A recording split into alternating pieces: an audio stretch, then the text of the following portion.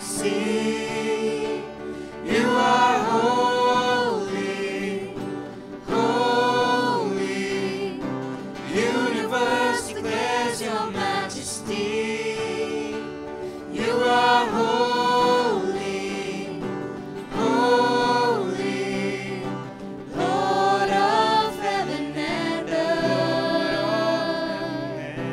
Lord of heaven and earth.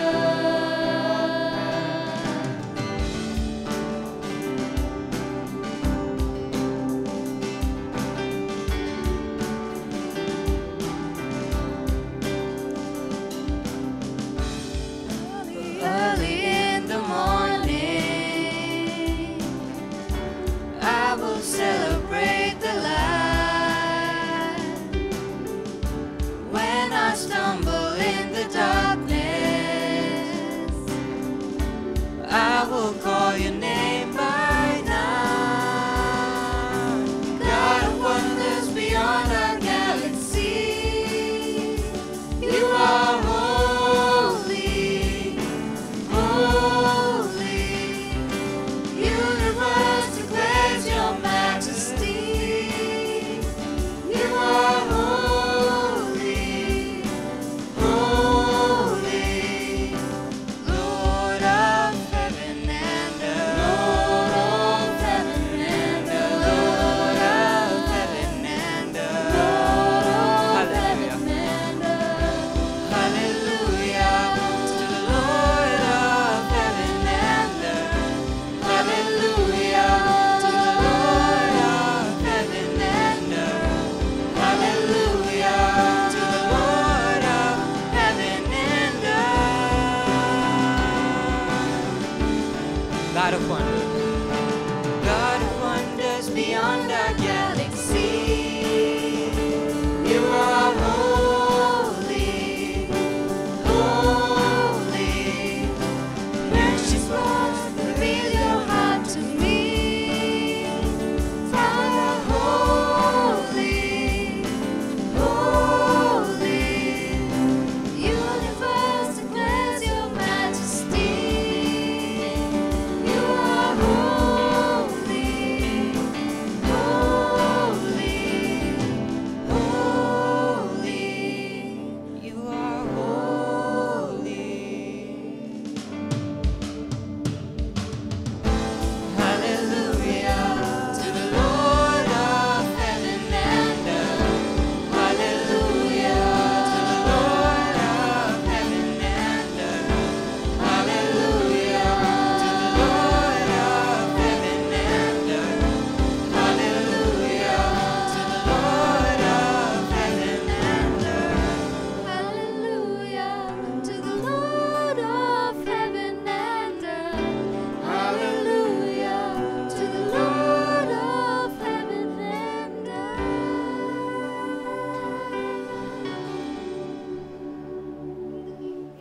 జీవం కలిగిన దేవుని నామ పేరిట వీక్షించున్న వారికి సంఘస్థులకు అనేక విశ్వాసులకు దైవాభివందనములు కలుగునుగాక.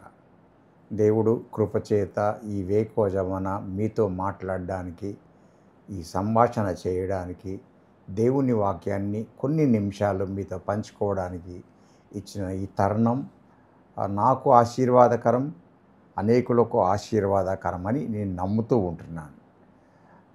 పూర్తిగా వాక్యంలోకి వెళ్ళకముందు ఒక వాక్యాన్ని చదువుకుందాం.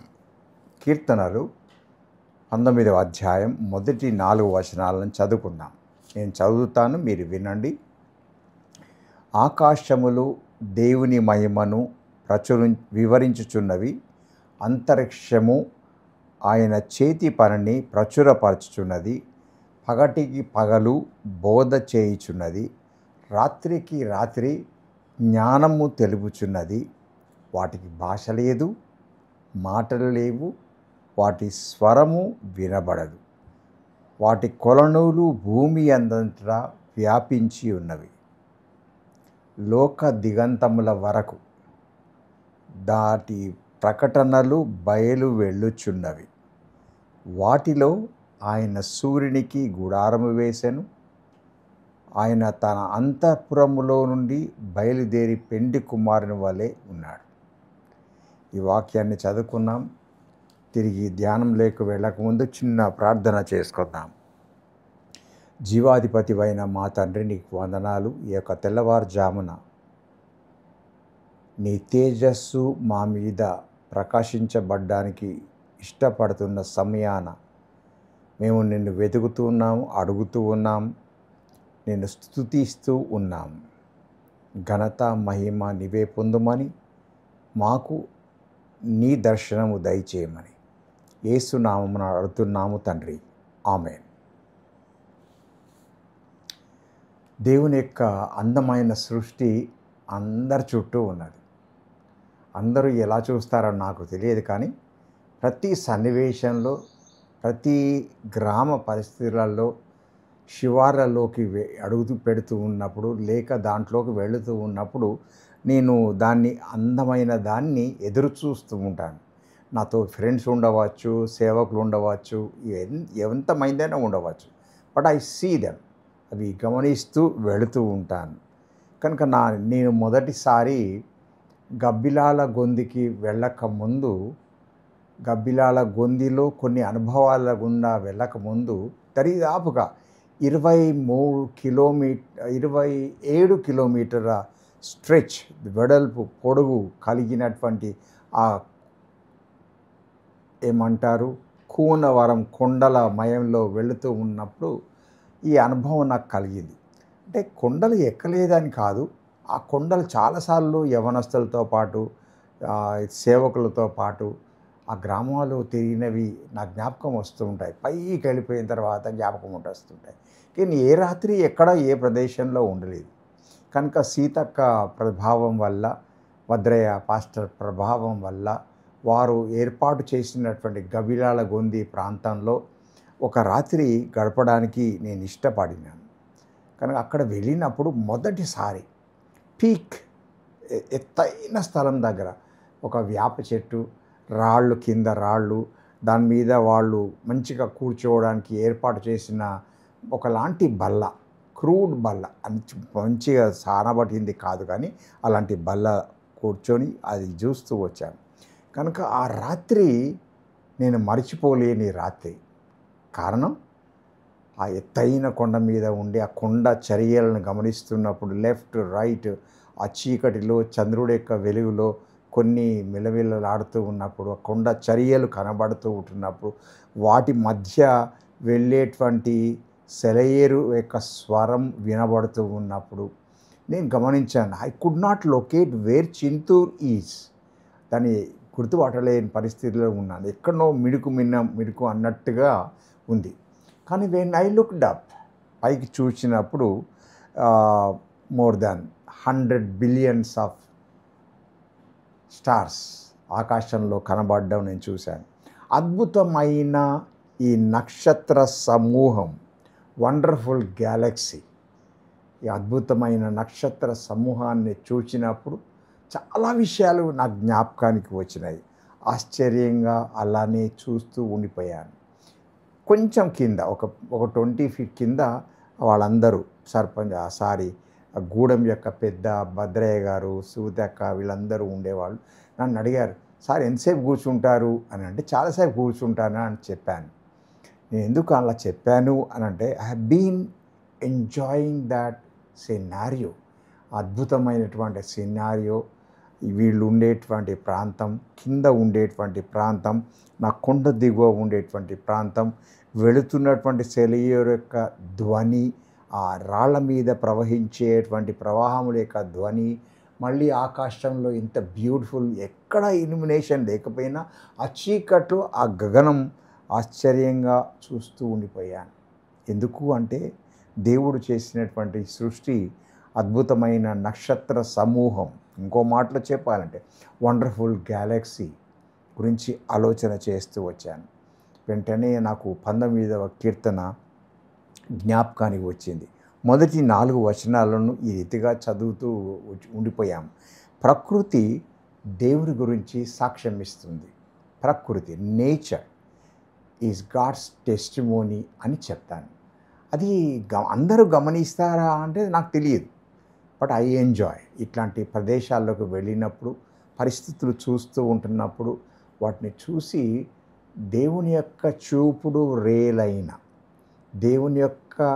దేవుని గురించి, సృష్టికర్తని గురించి సాక్ష్యం ఇచ్చేటువంటి సృష్టిలో ఉన్నటువంటి వండర్ఫుల్ గ్యాలక్సీ చాలా సంగతులు నేర్పిస్తుంది అని నేను తెలుసుకున్నాను. కనుక ఇవి అనుభవపూర్వకంగా రాత్రి ధ్యానం చేస్తూ ఇది ఒక మంచి సమాచారం, ఈ కీర్తననే ఒక సంభాషణ చేస్తుంది మానవునితో. ఆకాశములు దేవుని మహిమను వివరిస్తూ ఉంటాయి అనే సంగతి ఆలోచన చేయడం మొదలుపెట్టాను. 5 విషయాలు మీతో పంచుకోవాలని ఇష్టపడుతుంటున్నాను. ఇట్స్ ఎ బ్యూటిఫుల్ గ్యాలక్సీ, అందమైనటువంటి అద్భుతమైనటువంటి నక్షత్ర సమూహం. మొదటిగా నేను తెలుసుకున్నది ఏంటంటే దాన్ని చూసి గాడ్ ఎగ్జిస్ట్, ఈ నేచర్లో, ఈ ప్రకృతిలో దేవుడు ఉన్నాడు అని ఈ గ్యాలక్సీ నాకు నేర్పిస్తుంది. దేవుడు ఉన్నాడు, గాడ్ ఎగ్జిస్ట్ సమాచారం, ఈ సృష్టికర్త ఉన్నాడు అనే సమాచారం తెలియచేస్తూ ఉంది. అవి సంభాషిస్తూ ఉంటాయని, చాలామంది నక్షత్రాలు సంభాషిస్తూ ఉంటాయని, సంగీతం దాంట్లో నుంచి అని చెప్పి హబుల్ టెలిస్కోప్ ద్వారా చూచినటువంటి వాళ్ళు చెప్తూ ఉంటారు. ఇది ఆశ్చర్యంగా అనిపిస్తూ ఉంటుంది. రెండవ విషయం, గాడ్ ఈజ్ పవర్ఫుల్, దేవుడు చాలా శక్తిమంతుడు అని ఈ సమాచారం, ఈ కీర్తన చదవడం ద్వారా నేను పైకి చూచి నేర్చుకున్న దాన్ని బట్టి అర్థం చేసుకుంటూ ఉన్నాను. God exist, God is powerful, దేవుడు ఉన్నాడు, దేవుడు శక్తిమంతుడు అని నేను తెలుసుకుంటూ ఉంటున్నాను. మూడవది, God is very very intelligent, ఆశ్చర్యకరమైన తెలివిగల దేవుడు. నా దేవుడు, మీ దేవుడు. ఇంత తెలివి ఎలా దేవుడు చేసిన విధానం చూస్తూ ఉంటే చాలా వేల కిలోమీటర్ల దూరంలో ఉన్న ఈ నక్షత్ర సమూహము, 100 బిలియన్ గ్యాలక్సీస్ ఇవన్నీ ఆకాశంలో ఉన్నప్పుడు ఒక మూల ఒక నక్షత్రం, ఒక మూల ఒక నక్షత్రం, కొన్ని పెద్దగా ఉంటాయి, కొన్ని చిన్నగా ఉంటాయి. ఒక్కొక్కసారి దే రన్ స్కైలో పరిగెత్తు ఉంటాయి. ఇవన్నీ గమనిస్తూ ఉంటున్నప్పుడు they send some information to man kind, మానవునికి ఒక సమాచారం పంపిస్తుంది అని తెలుసుకున్నాను. నాలుగవదిగా, గాడ్ ఈజ్ వెరీ క్రియేటివ్.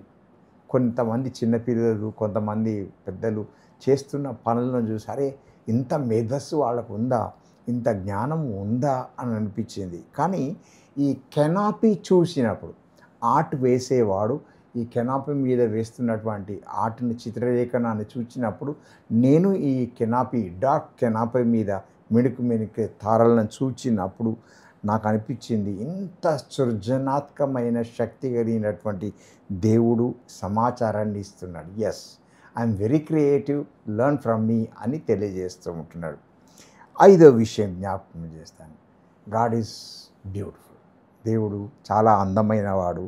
ఈ అందమైనవాడు అనే సమాచారం ఈ కీర్తన చదువుతూ ఉంటే నాకు తెలియచేయబడతా ఉంటుంది. కనుక ఇది ధ్యానం చేస్తున్నప్పుడు, ఈ 19వ కీర్తన మొత్తం 14 వచనాలు చదువుకుంటున్నప్పుడు దావీదు ఎలా రాశాడో నాకు అర్థం కాదు. కానీ ఈ రోజుల్లో కొంత చదువుకున్నటువంటి వాళ్ళమైన మనం ఇది చదువుకుంటున్నప్పుడు, ఇంతకుముందే నేను అన్నట్టుగా క్రిస్ టామ్లిన్ దీని మీద మంచి బ్యూటిఫుల్ సాంగ్ రాస్తాడు. అవన్నీ జ్ఞాపకం వచ్చినప్పుడు I begin to praise God, I begin to worship God and I begin to do something. అర్చన దేవుడికి చెల్లించి, ఆఫరింగ్ దేవుడికి ఇవ్వడానికి నేను చేస్తూ ఉంటాను. కారణం అమేజింగ్ క్రియేషన్. ఈ క్రియేషన్లో ఈ గ్యాలక్సీ, నక్షత్ర సమూహం చాలా విషయాలు ప్రబోధిస్తూ ఉంది. అందుకొరకే కాబోలు ఫిలిప్పీలకు రాసిన పత్రిక 2వ అధ్యాయం 6వ వచనంలో ఒక మాట చెప్తాడు. ఈ మాటను ఈ ఉదయకాలంన చదువుకొని ముగించుకోవడానికి ఇష్టపడతాను. కారణం నక్షత్ర సమూహాన్ని చూచినప్పుడు స్తుతించడం మొదలుపెట్టాను, ఆరాధించడం మొదలుపెట్టాను, అర్చన చేయడం మొదలుపెట్టాను. అది అనుకోకుండానే వచ్చేస్తుంది. కారణం దేవుడు ఉన్నాడు అనే సంగతి తెలియపరచబడతా ఉంటుంది. ఫిలిప్పీయులకు రాసిన పత్రిక 2వ అధ్యాయం 6వ వచనం నుంచి చదువుతాను. ఆయన దేవుని స్వరూపము కలిగిన వాడై ఉండి దేవునితో సమానముగా ఉండుట విడిచిపెట్టకూడని భాగ్యమని ఎంచుకొనలేదు, కానీ మనుష్యుల పోలికగా పుట్టి దాసుని స్వరూపమును ధరించుకొని తన్ను తానే రిక్తునిగా చేసుకొనెను అని ఉంది. దాని కింద వచనం ఇంకో మంచి మాట ఉంటుంది. ఆయన ఆకారమందు మనుష్యుడిగా కనబడి మరణము పొందునంతగా, అనగా శిల్వ మరణము పొందునంతగా విధేయత చూపిన వాడై తన్ను తాను తగ్గించుకొనెను అనే మాట రాయబడి ఉంది. నాకు అప్పుడు అనిపించింది, what a lovely God, beautiful God we have, who came down, కిందికి వచ్చేసాడు, నా కొరకే వచ్చాడు, నన్ను ప్రేమించాడు, నాకు రక్షణ ఇవ్వడానికి, తన సామ్రాజ్యంలో ఆయన రాజ్యాన్ని కట్టడానికి నాకు ఇచ్చినటువంటి ఈ పిలుపుని బట్టి నేను చాలా దేవునికి వందనాలు చెల్లిస్తుంటున్నాను. కనుక let us all declare the glory of God. దేవునికి మహిమ చెల్లిస్తాం, దేవుని స్తుతిస్తాం, దేవుని ఆరాధిస్తాం, దేవునికి అర్చన చెల్లిస్తాం.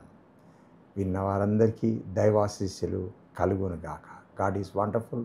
His Galaxy speaks so many things. God exist, God is powerful, God is intelligent, God is very creative, and he is my beautiful saviour. తల వంచుకుందాం, ప్రార్థన చేసుకుందాం. జీవాధిపతివైన మా తండ్రి, నీకు వందనాలు. ఆకాశంలో మాట్లాడుతూ ఉండగా ప్రకృతి నీ చేతిలో ఉన్నటువంటి చూపుడు రేలై ఉండగా మేము నిన్ను తెలుసుకోవడానికి ఇచ్చిన అవకాశాన్ని బట్టి వందనాలు. దైవాశీస్సులు మాకందరికీ కలగచేయము. మా చెవులను విప్పము, మా నేత్రాలను విప్పము, నిన్ను తెలుసుకోవడానికి సహాయం చేయము. ఘనత మహిమ నీకే చెల్లిస్తూ యేసు నామమున వేడుకుంటున్నాము తండ్రి. ఆమేన్.